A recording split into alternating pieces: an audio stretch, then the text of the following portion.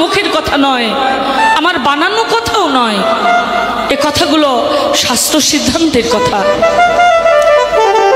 সিথিতে ললাটে শঙ্কে সিঁদুর পড়লে পতির পরমায়ু দীর্ঘায়ু হয়।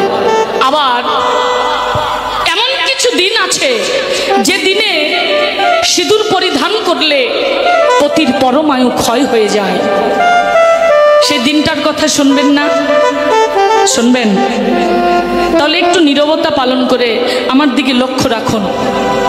একটা কথা আমি একবারই বলবো, আন কথা না বলে একটু লক্ষ্য রাখুন। আমাদের প্রত্যেকটা মা প্রত্যেকটা মাসে মাসে ঋতুবতী হয়। আমাদের দেহটা একটা বৃক্ষ, বৃক্ষে ফুল ফুটেছে তাই ফল ধরে। যে মা ঋতুবতী হতে পারে না সে মা সন্তানও ধারণ করতে পারে না। ফুল ফোটে না তাই ফল আসে না। তদ্রূপ প্রত্যেকটা মাসে মাসে আমার মায়েরা ঋতুবতী হয়। প্রথম, দ্বিতীয়, তৃতীয় 3টা দিন পূর্ব জন্মের অভিশাপের কারণে নারী দেহটা অসুচ থাকে। ভগবানের কর্ম, ভগবত কর্ম ওই 3টা দিন করা যায় না। দেহটা অপবিত্র থাকে, অসুচ থাকে, গোবিন্দের মন্দিরে প্রবেশ করা যায় না। এবং তোমার অঙ্গের ছায়া তুলসী বৃক্ষেও যেন না পড়ে। বিন্দেজি আছে না বাড়িতে, ওই বিন্দেজিতেও যেন তোমার অঙ্গ ছায়াটা না পড়ে। এই 3টা দিন, প্রথম, দ্বিতীয়, তৃতীয় 3টা দিন সিথিতে, ললাটে, কণ্ঠে, শঙ্কে সিঁদুরটা পরবেন না।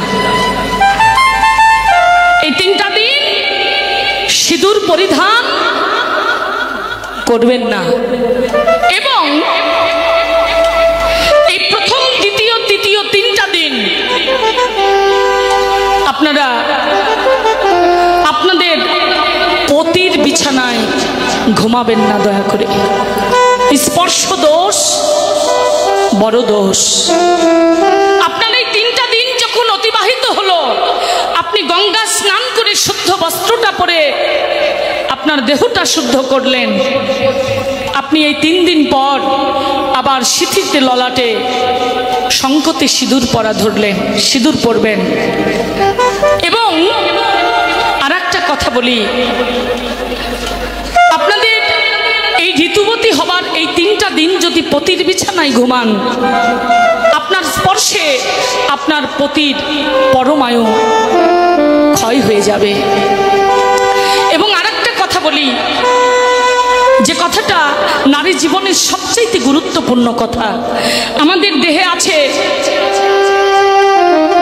ষড়রিপু 10 ইন্দ্রিয়।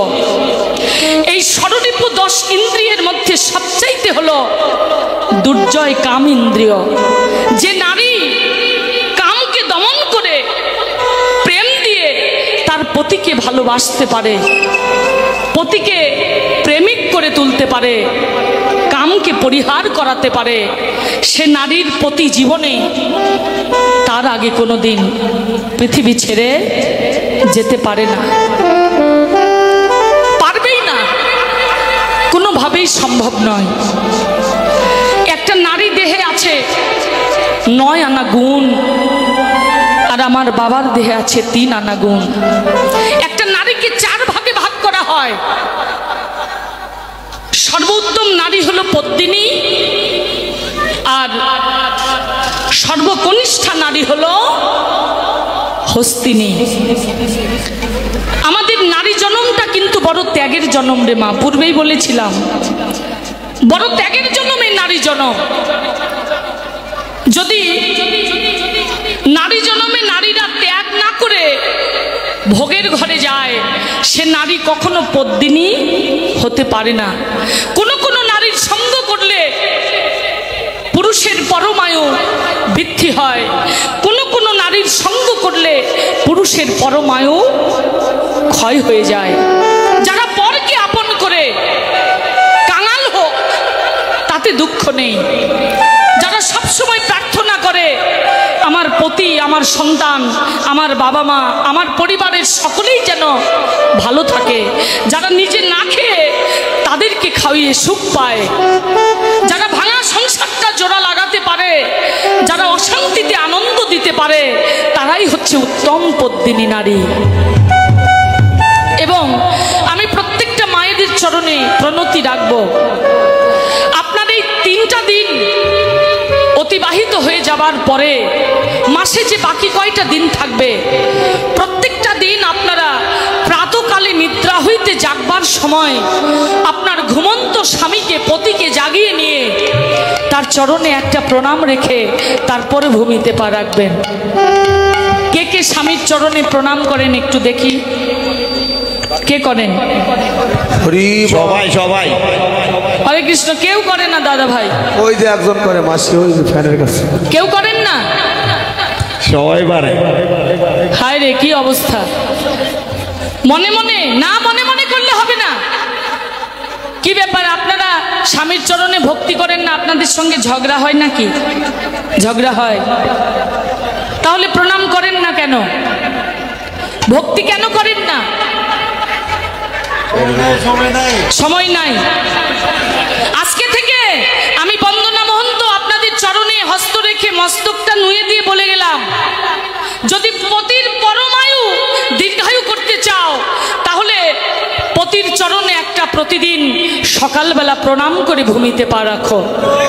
আজকে থেকে সকলে, আবার যদি কোনোদিন সৌভাগ্য হয় আমার এই মন্দির প্রাঙ্গণে আসবার, তাহলে কিন্তু সেদিন আমি শুনে নেব আপনারা পতির চরণে ভক্তি রাখেন কিনা।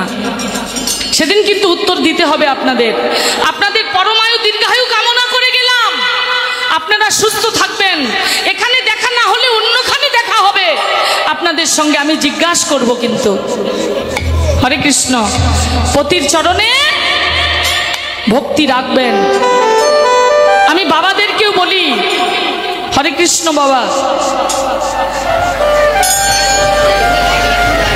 বাবাদেরকে একটু বলতে চাই, আমার মায়েরা হয়তোবা প্রতিদিনই আপনাদেরকে প্রণাম করেন, কখনো কি আমার মায়ের চরণে আপনারা একটা ভক্তি করেছেন? কোনোদিন করেন নাই।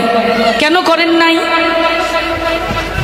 স্নেহাশিস বলে, স্নেহাশিস বলে, আমার ছোট বলে, স্ত্রী আমার ছোট না।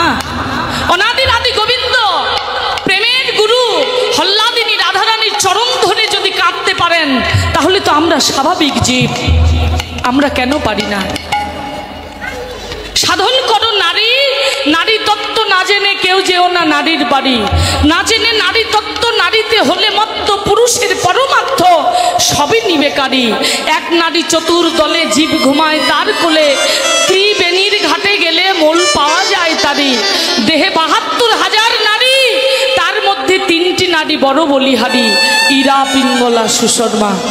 সুশর্মাকে শোষণ করে, গুরুচরণ আশ্রয় করে যদি নারীর যাও বাড়ি, তাহলে তোমাদের ভবে আসা যাওয়া আর থাকবে না। হরি বল, হরি বল, হরি বল, হরি বল।